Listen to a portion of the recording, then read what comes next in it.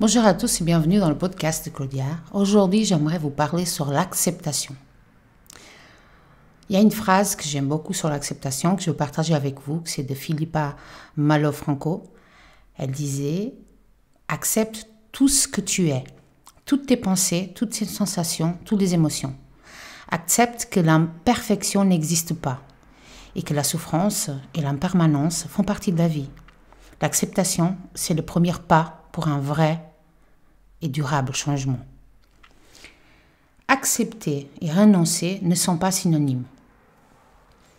Et moi, je trouve qu'ils ne sont pas synonymes parce que accepter, ce n'est pas renoncer à quelque chose. Ce n'est pas non plus être submisse. Ce n'est pas être passif. C'est même pas décider de accorder et de dire que les autres ont raison. Accepter, c'est faire face aux choses telles qu'elles sont. On peut apprendre énormément avec la pratique d'acceptation. Elle nous amène à des changements parce qu'elle nous bouge.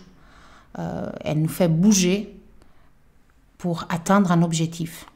On n'est plus dans un terrain infertile en attendant de voir qu'est-ce qui se passe. L'acceptation permet que l'action se fasse et elle nous impulse même à agir. Et l'action, à son tour, demande aussi l'acceptation. Parce que si elles ne vont pas ensemble, c'est juste une impulsion en fait. C'est une attitude réactive à quelque chose. Accepter, ce n'est pas dire oui, tout va bien, mais c'est plutôt comprendre qu'est-ce que c'est. Et qu'à partir de là, on va faire le plus relevant, ce qui est plus important, ce qui est prioritaire. Pour nous, et avec cette acceptation. Accepter, pour moi, passe aussi pour une prise de conscience de qu'est-ce qui est sous notre contrôle et de qu'est-ce qui n'est pas sur notre contrôle. Et là, oui, là, on peut accepter.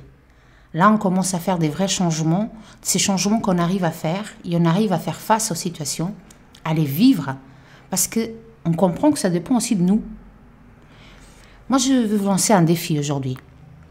Qu'est-ce que vous avez besoin d'accepter pour avancer dans votre vie? Je vous invite à écrire toutes les réponses que vous trouvez à ces questions.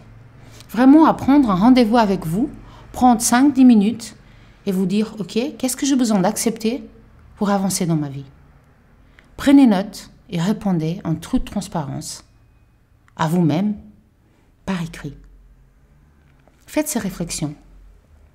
Et une fois que vous avez ces réponses, demandez-vous qu'est-ce que vous allez faire dès maintenant, vraiment pour avancer.